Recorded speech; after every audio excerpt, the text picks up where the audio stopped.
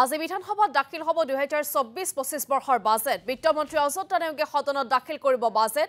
কৃষি, শিক্ষা, স্বাস্থ্যৰ লগতে শিশু আৰু মহিলাৰ উন্নয়নৰ বাবে বাজেটত বিশেষ প্ৰস্তাৱ থাকিব বুলি আশা কৰা হৈছে। সামগ্ৰিকভাৱে ৰাজ্যৰ প্ৰতিটো বিভাগৰ উন্নয়নকো চলিত বৰ্ষৰ বাজেটত বিশেষ গুৰুত্ব প্ৰদানৰ সম্ভাৱনা আছে। এইবাৰ বাজেটত লোকসভা নিৰ্বাচনত ভোটাৰ মন জয় কৰিব পৰাকৈ পুনৰ হিতাধিকাৰীৰ সৃষ্টিৰে নতুন চমক দিব বুলি মত পোষণ কৰিছে একাংশই। আৰু আজি যেহেতু দাখিল কৰা হ'ব বাজেট, গতিকে সেই বাজেট কেনেধৰণৰ হ'ব তাক লৈ সকলোৰে আছে আকাংক্ষা।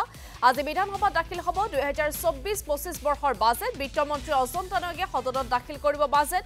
কৃষি, শিক্ষা, স্বাস্থ্যৰ লগতে শিশু আৰু মহিলাৰ উন্নয়নৰ বাবে বাজেটত বিশেষ প্ৰস্তাৱ থাকিব বুলি আশা কৰা হৈছে। সামগ্ৰিকভাৱে ৰাজ্যৰ প্ৰতিটো বিভাগৰ উন্নয়নকো চলিত বৰ্ষৰ বাজেটত বিশেষ গুৰুত্ব প্ৰদানৰ সম্ভাৱনা আছে।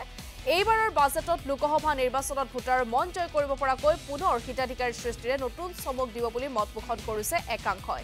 আৰু এই বাজেট দাখিল কৰা হ'ব দিনৰ 2 বজাত। গতিকে সেই বাজেট দাখিলক লৈ এতিয়া সকলোৱে অপেক্ষাৰে ৰৈ আছে। কি থাকিব সেই বাজেটত, কোনটো খণ্ডক কিমান কোটি টকা আবণ্টন দিয়া হ'ব তাক লৈ সকলো অধীৰ অপেক্ষাৰে আছে। আৰু আজি দাখিল কৰা হ'ব 2024-25 বৰ্ষৰ বাজেট।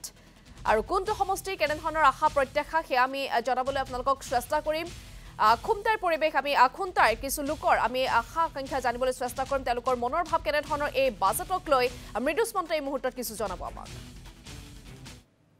হয়, পবিত্ৰ বিধানসভাত চলি আছে বাজেট অধিৱেশন আৰু অহা 12 ফেব্ৰুৱাৰীত যিহেতু এই বছৰ বাজেট উত্থাপন কৰা হ'ব আৰু গোলাঘাট জিলাৰ মন্ত্ৰী অজন্তা নেওগে যিহেতু এইবাৰ বাজেট উত্থাপন কৰিব আৰু সেই বাজেটখনক লৈ কেনেধৰণৰ আশা কেনেধৰণৰ প্ৰত্যাশা গোলাঘাটবাসী সেই বিষয়ে আমি জানিবলৈ যত্ন কৰিম। কেইগৰাকীমান লোক আছে গোলাঘাট বাদুলিৰ পৰা।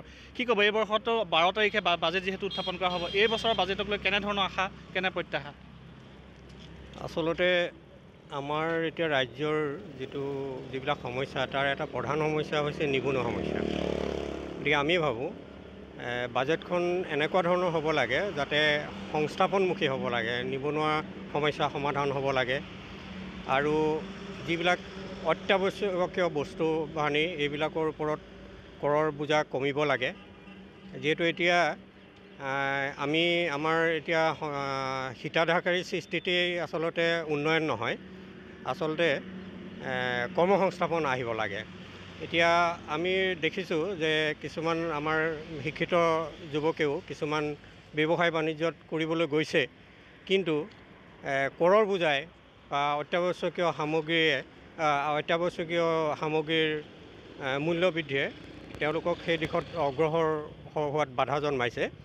গতিকে চমুকৈ মই ক'ব খুজিছোঁ যে বাজেটখন এনেকুৱা হ'ব লাগে যাতে কৰ্মসংস্থাপন বৃদ্ধি পায় আৰু আমাৰ যিটো নিবনুৱা সমস্যা সেই সমস্যা যাতে সমাধান হয়। নিশ্চয় হিতাধিকাৰী নহয় স্বত্বাধিকাৰী হ'ব লাগে বাজেট, সেই আশা কৰিছে। কেনেধৰণৰ আশা কৰিছে আপুনি?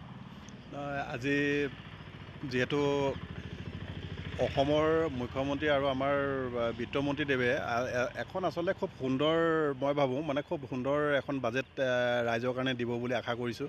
যিহেতু হিতাধিকাৰী বুলি আচলতে নহয়, আমি হিতাধিকাৰীও লাগিব আৰু আমাক সকলো এই চৰকাৰখনে যথেষ্টখিনি ৰাইজক উপকৃত কৰিছে আৰু মই আশা কৰিছোঁ যাতে যিখিনি কৰ্মমুখী আঁচনি এতিয়া যথেষ্ট ৰাইজ কৃষি কৰ্মৰ লগত জড়িত আৰু কৃষিৰ বৃত্তিটো যথেষ্ট ডেভেলপ হৈছে। তো আমি আচলতে আশা কৰোঁ কি মানে সকলোটো চাকৰিৰ ক্ষেত্ৰতে বুলি নহয়, আচলতে আমাৰ ফাৰ্মিং এনেকৈ কৰি বাকী ধৰক হয় আমাৰ কিছু মূল্য বৃদ্ধি হয়, কিন্তু সেই অনুপাতে চৰকাৰেও আমাক কিছু সুবিধা নিদিয়া নহয়, দিছে। আৰু আমি আশাবাদী আচলতে বৰ্তমান চৰকাৰখনে যথেষ্ট ৰাইজক এইবাৰ ভালকৈ মানে বাজেটত দিব বুলি মই আশা কৰিছোঁ। নিশ্চয় তেনেধৰণৰ আশা কৰিছে। এগৰাকী ব্যৱসায়ী আছে, কেনেধৰণৰ আশা কৰিছে এই বাজেটখনক লৈ? যিহেতু গোলাঘাট জিলাৰ যিগৰাকী বিত্তমন্ত্ৰী তেখেতে বাজেটখন উত্থাপন কৰিব। হয়, নিশ্চয়কৈ আমি যথেষ্ট আশাবাদী, যিহেতু আমাৰ বিত্তমন্ত্ৰী আমাৰ ডিষ্ট্ৰিক্টৰে। গতিকে আমি আশা কৰিছোঁ যাতে মূল্যবৃদ্ধি যিধৰণে আমাৰ মূল্যবৃদ্ধি আমাক যথেষ্ট গ্ৰাস কৰিছে ব্যৱসায়ৰ ক্ষেত্ৰত, এই মূল্যবৃদ্ধি যথেষ্ট পৰিমাণৰ হ্ৰাস হোৱাৰ আশাবাদী আমি। মূল্য বৃদ্ধিৰ বিষয়টো গুৰুত্ব দিয়া গৈছে আৰু যিহেতু বাজেটখনে সকলো ধৰণৰ সৰ্বস্তৰ ৰাইজক যিহেতু চুই যাব লাগে তেনেধৰণৰ সেই বিষয়টোক লৈ আৰু যিহেতু ব্যৱসায়ৰ ক্ষেত্ৰতো যথেষ্টখিনি সমস্যা ইতিমধ্যে সৃষ্টি হৈছে আৰু গোলাঘাট জিলাবাসী হিচাপে গোলাঘাটলৈ কি আশা কৰে নিশ্চয় ধন্যবাদ জ্ঞাপন কৰিছোঁ খুবতে পৰা এয়া আছিল মৃদুস্মন্ত বৰুৱা মৃদুস্মন্ত ধন্যবাদ জ্ঞাপন কৰিছোঁ ইতিমধ্যে তেওঁলোকে উল্লেখ কৰিছে কৰ্ম সংস্থাপন পাওক আৰু ইতিমধ্যে যিহেতু উল্লেখ কৰিছোঁ যে সন্মুখত লোকসভা নিৰ্বাচন আছে গতিকে নিৰ্বাচনৰ প্ৰাক মুহূৰ্তত এই বাজেটে অধিক গুৰুত্ব লাভ কৰিব গতিকে তাৎপৰ্য থাকিব কিয়নো এই বাজেটৰ পিছতে অনুষ্ঠিত হ'ব যিহেতু লোকসভা নিৰ্বাচন গতিকে এই বাজেটখনত কি থাকে কোনটো খণ্ডক কিমান কোটি টকা আবণ্টন দিয়া হয় কেনেধৰণৰ হয় বাজেটখন সকলোৰে অপেক্ষা আৰু আজি দিনৰ 2 বজাত দাখিল কৰা হ'ব এই 24-25 বৰ্ষৰ বাজেট